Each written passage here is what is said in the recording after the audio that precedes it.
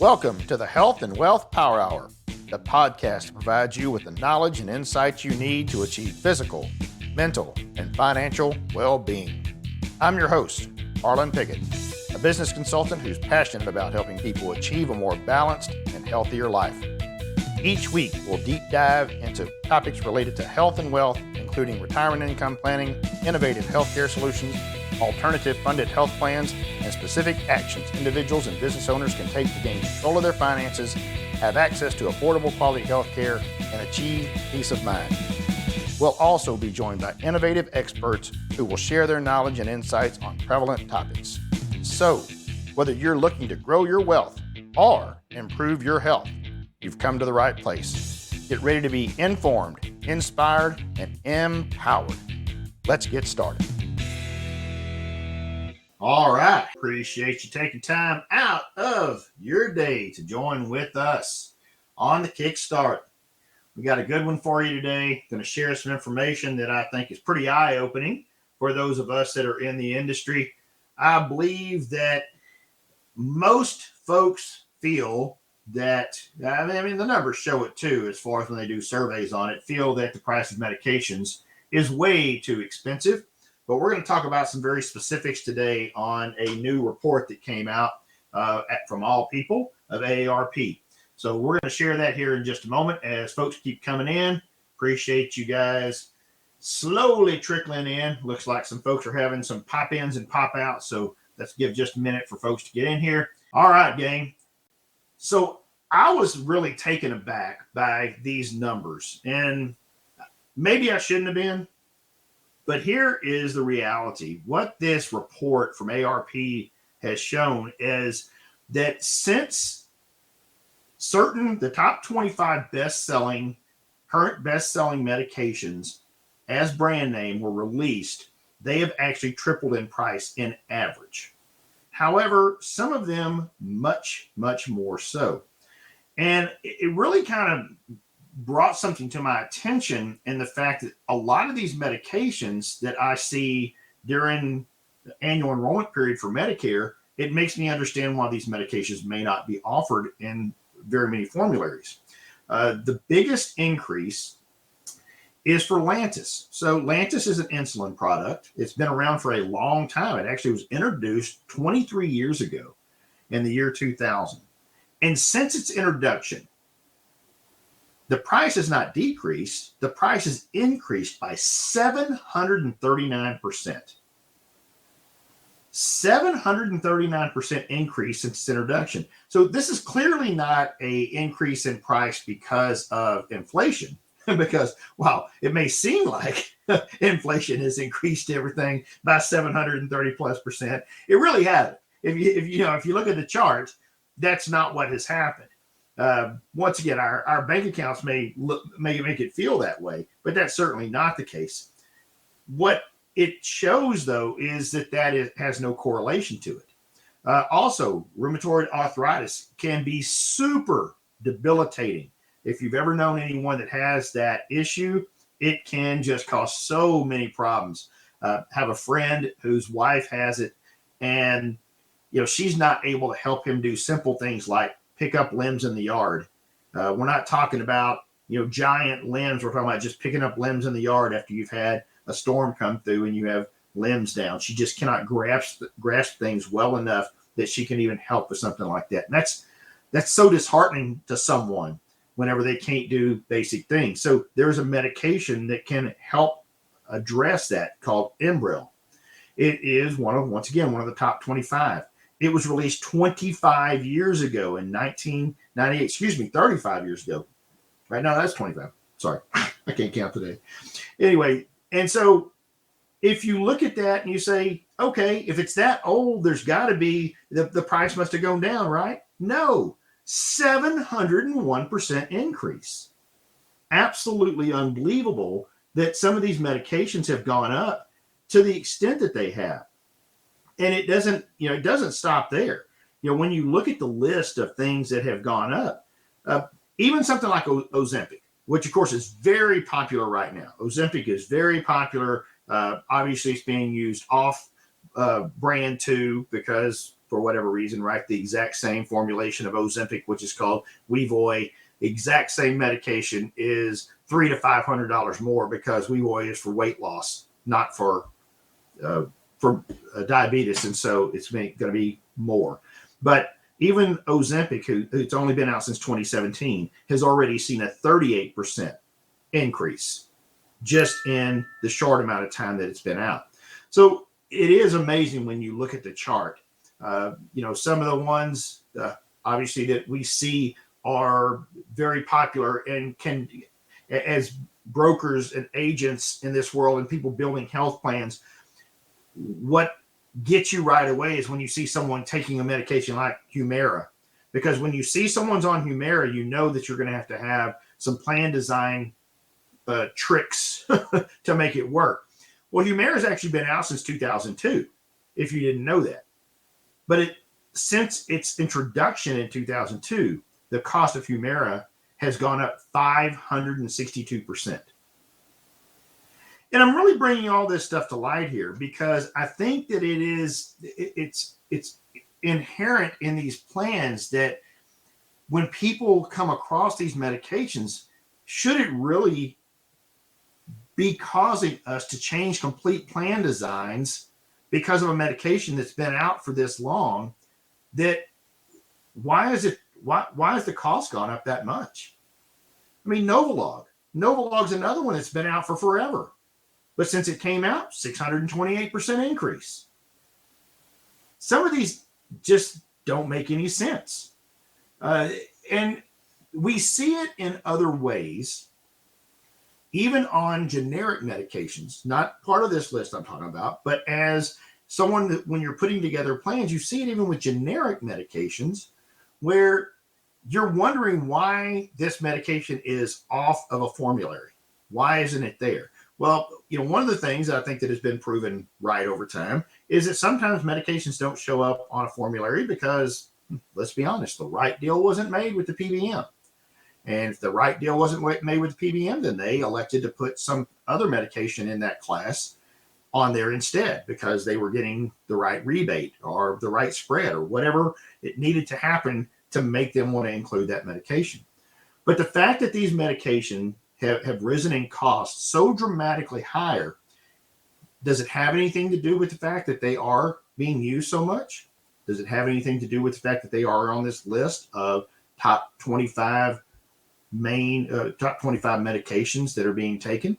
Well, in my opinion, I would say it has an absolute correlation to the fact that they're being used that much. The old supply and demand, right? If I'm seeing people want to take something more and more, well, is anyone going to miss the fact that I kicked the price up? And at the end of the day, what really happens, of course, is if it stays on a formulary, then a lot of times the individual that's taking that medication may not see any change, at least for a little while, because their copay on that, maybe it goes to the next tier or maybe it doesn't. What is happening is that cost is being passed on into the employer plan. And so the employer plan is paying for it now, which of course means what? Next year, the rates are going up because more money's coming out of the plan itself. It just keeps feeding itself over and over. And the fact that these medications can go up and there has not been the type of pushback there should have been from the industry, to me, that is also a major issue.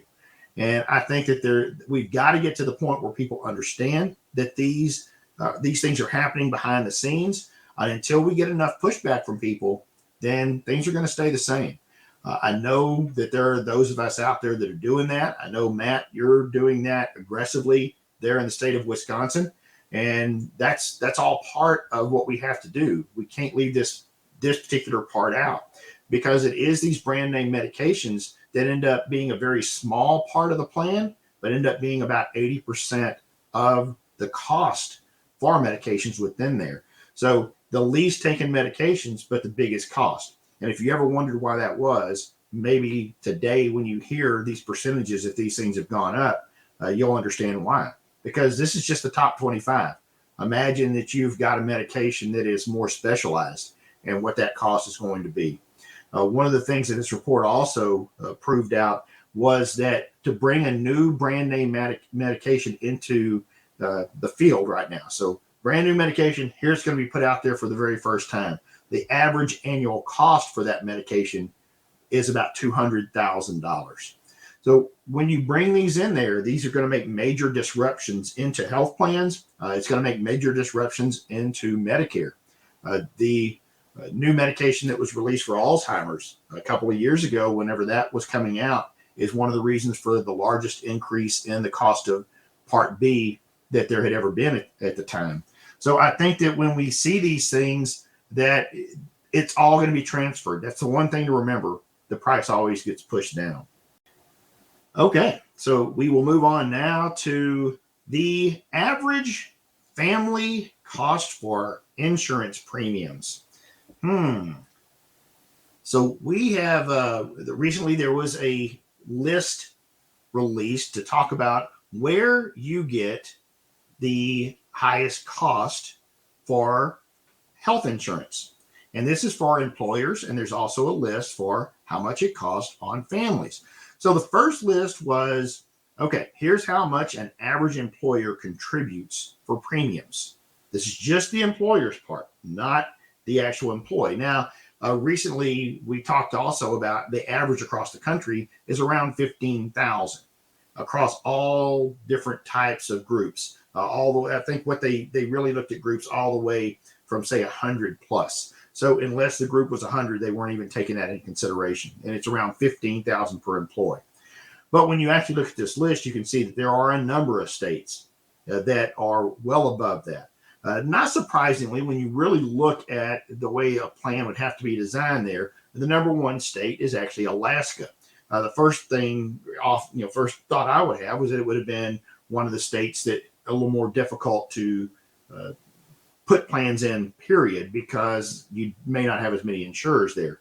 But Alaska, with the different issues they actually have very little choices up there. And so the average employer contribution for Alaska is $19,085. So significantly over the average amount of $15,000. Going down the list, it wasn't really surprising to me for the next two, and that is New York and New Jersey. With cost of living and also a number of companies that don't do business there due to the fact that the way that the laws are set up, $18,600 for New York, $18,600 for New Jersey. A lot of it stays there on the West Coast as we go down the list: Connecticut, District of Columbia, West Virginia, Massachusetts. Then we get way up into the states where there's nothing going on, like South Dakota. Then we're back to the east again with New Hampshire and Vermont.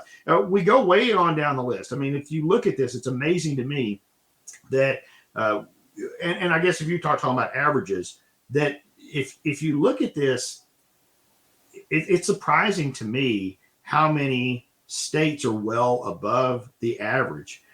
Even a state that a lot of times I think we see has a lot of control over some of these things. Although, some of the case studies I've seen show that there are certain areas that don't do very well, and that is Ohio. Ohio's still at about 16.5. And so there's a lot going on in that state, a lot of good going on in that state, but obviously a long ways to go in that direction. My home state here of Texas. Where are we on this list here? We are right kind of in the middle, is where Texas is at. Let's see here, at 14,755. So it's kind of interesting to me that that's kind of where we show up. And I see Zach jumped in. Hey, Zach, thank you for dropping by this morning. We talked earlier, Zach, about the top 25 brand name medications averaging a triple in price since they've been released, including some like Lantus that have risen over 700% since they were introduced in 2000. So we've kind of moved on from that story, but buddy, I know you were interested certainly in the prescription drug side of that. So that's why I wanted to mention that to you. If you want to reach out to me here on LinkedIn after the event, then I'll be happy to share with you or talk to you about any of those things as well. But I do know that organizations like yourself, that's kind of the point I brought, has been people are doing things differently, building plans differently, and using those other PBMs, that you're going to get a different result from those medications. All right, looks like Daryl would like to share some information. So Daryl, I'm going to bring you up on stage, buddy. Don't forget to unmute yourself whenever LinkedIn finally decides to let you up here.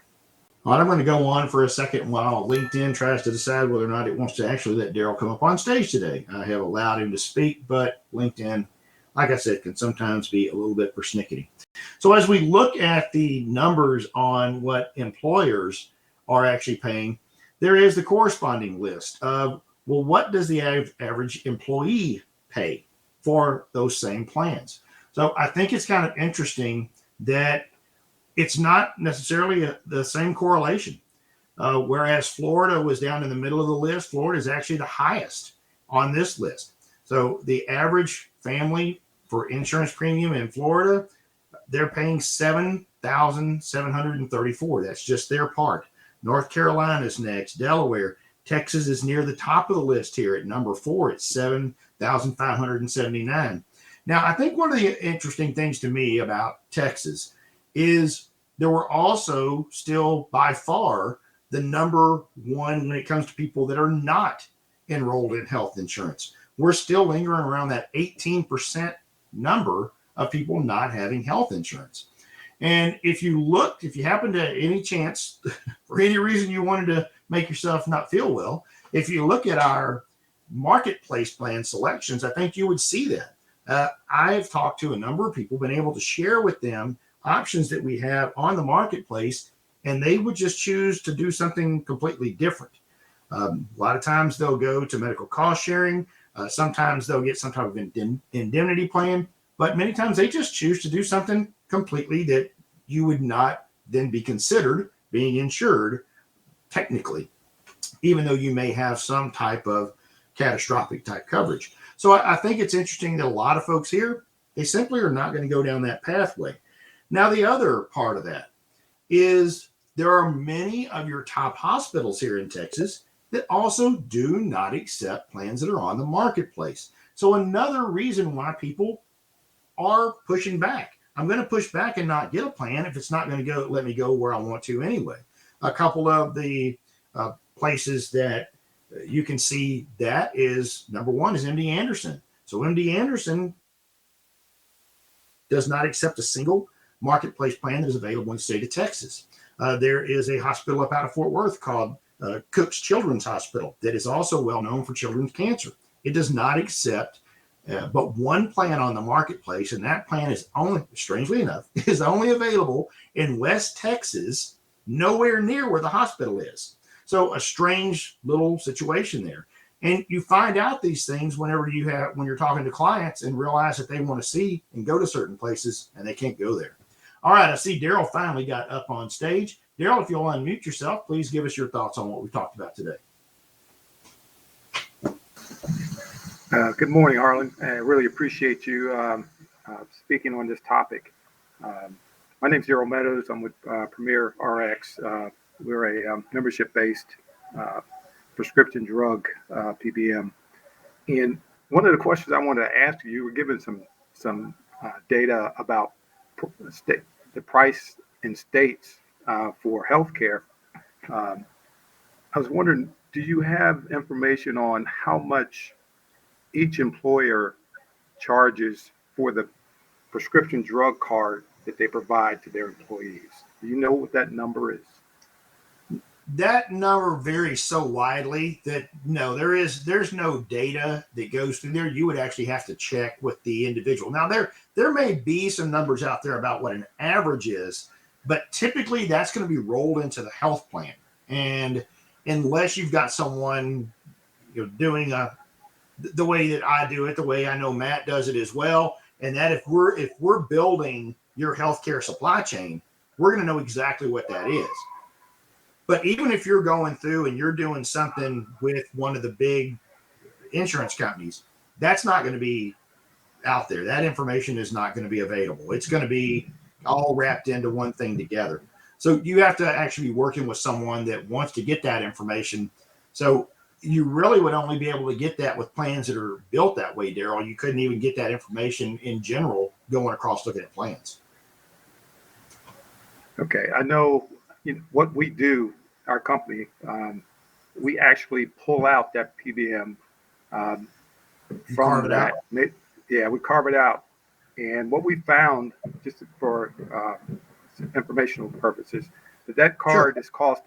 card is costing employers between $120 to $180 a month for each employee, and that's how big that range is, and that's a big number. That's a big Sure. number because that's where they're making a bulk of their money from, and a lot of them don't want those employers, I'm sorry, to know what that number is because they don't want them to realize that that's where the money is. And so, Mark Cuban, his company, they're kind of doing the same thing that we're doing. We're going in and we're pulling that out, and we are replacing it with a very small number, and we let employers know that you can get this on this formulary, which is 95% of what people are going to be using, and you're going to get the best price when it comes to prescription drugs. It's a hard task. We know it. A lot of employers are very unaware that they can pull that out, and but we're out there. We're knocking on doors and we're talking to people and let them know that if they want to lower their health care costs, you can start with your most expensive part, which is that PBM, and we're here for you. So Yeah, that's a great point because a lot of employers simply do not understand that they can take those baby steps, right? They can carve out things. If you're not ready to make that full jump, you can start even in the middle of a plan year. You can start doing something to start right. making an impact on what the experience that your folks are having, and a lot of times a very negative experience. So that is a great point, Daryl. That's a conversation that we have. And I think a lot of times they find it hard to believe that they can do that. But those that do take action, whether it is making a change to a PBM or even adding a layer to it or carving out specialty or doing something like deciding that they're going to use a DPC model, either a near site or on site physician. Those are the type of things that make big impacts because that's what's being used every single day. And once again, your perception is reality. So if I feel like if my perception is I'm getting better service than I got before, then this is something I want to use in the future. And if then on top of that, you're seeing a positive impact on your plan and on your bottom line, well, now it all of a sudden becomes a no-brainer, and you start asking people to do more and more. Once again, my friend Matt Ord, who wrote an incredible book, about saving your company, he gives that step by step through his book. And how to save your company, don't feed the beast. It's Matt's book. Y'all go check it out. But that's one of the things he shows in his journey was adding a piece here and adding a piece there. And as you did, then the overall results, of course, start getting better. In fact, he was given the ability to make the wholesale changes because of the early successes he had by just bolting on or making little changes. So that is a great point, Daryl. And so, folks, if you want to learn more about that, I know, Zach, you guys do some similar stuff over there at Disclosed RX as well. So reach out to these guys because that's a great place for you to get started. I mean, you want to get started in a way that I know you've got to have it. There's got to be some noise. There's got to be some disruption in the way your healthcare supply chain is done. But a lot of times, those baby steps, that's the way you got to do it. You got to do some baby steps. You got to ease into it. You got some folks that say, hey, let's just jump off into the deep end. and while we may try to talk them out of it, sometimes they're just ready. Once again, people ask me who's a good referral. And I say someone that's pissed off. Someone that's tired of the status quo and they're tired of things just being the way that they are and they need to move on. All right. Well, Daryl, I certainly once again appreciate your comments. Does anyone else have a desire to jump up on stage and give us any information you'd like to hear today or review anything that we talked about? I don't want to keep you guys much longer. We're almost to time. I know everyone's got a busy Monday, just like always. All right. Well, once again, guys, appreciate it. Appreciate you being here. Take care.